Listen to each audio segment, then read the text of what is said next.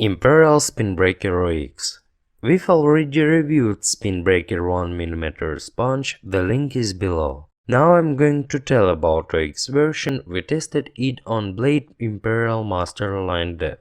It's quite good defensive blade among cheap blades, and unlike many other defensive blades, it also has a version with an anatomical handle. As you might know, long pips with a sponge and OX play very differently. If you found some otherwise, let us know in the comments below. From my experience, they play differently. The situation is the same here. Firstly, about major features. The friction is medium, but the speed is high, higher than medium. Because of it, the control is not very high near the table. It's useful for those who want to play aggressively. Due to high speed, it's easy to play fast and aggressive push to make an opponent short of time and serve you comfortable ball for your attack. It's more difficult to just keep the ball and play with it than with slower and more controlling pips. The same with attack. The control is not very high, but the attack is more dangerous than with slower pips. The balls after attack ducks and sinks and keeps low trajectory. So attack requires more technique and it's more disruptive. As for blocks, the speed in blocks was surprisingly low. The rubber somehow dampens the speed of incoming ball.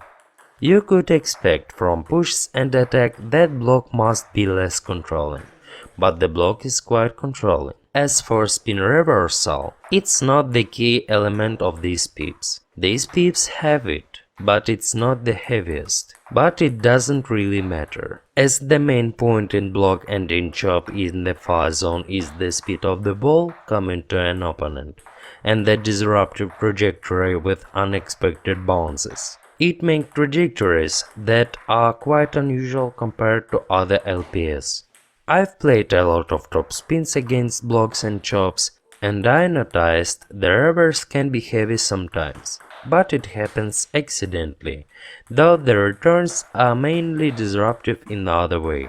The ball can surprisingly sink low out of the bounce, so there is not very much backspin usually, but the returns are very good nevertheless. It is about both blocks and chops. You can play blocks of different kind. Chop blocks are good as well. Spin reversal from chop blocks usually is not heavy as well, but returns are good. As for defense with a chop, on a slow blade the control is very good. On fast blade I think there may be problems with lack of control.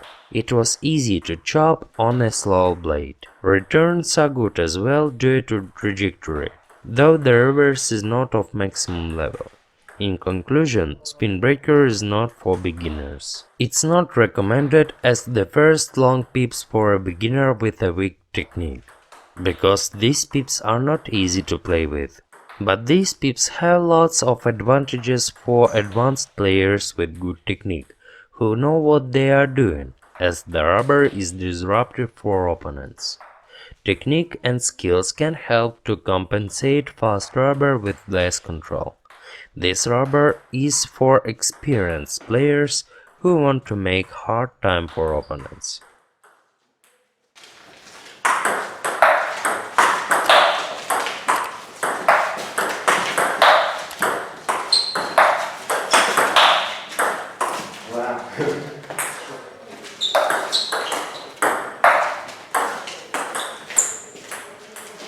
Неплохо, неплохо.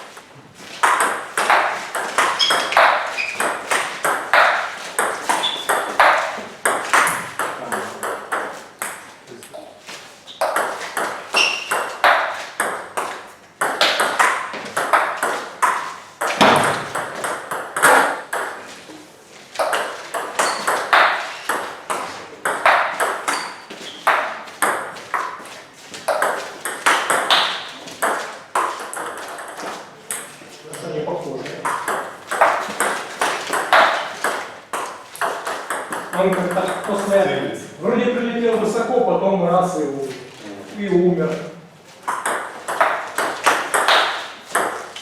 О, вот сейчас тоже. Я сделал высокий топс, ты его вернул, вроде он высоко отскочил,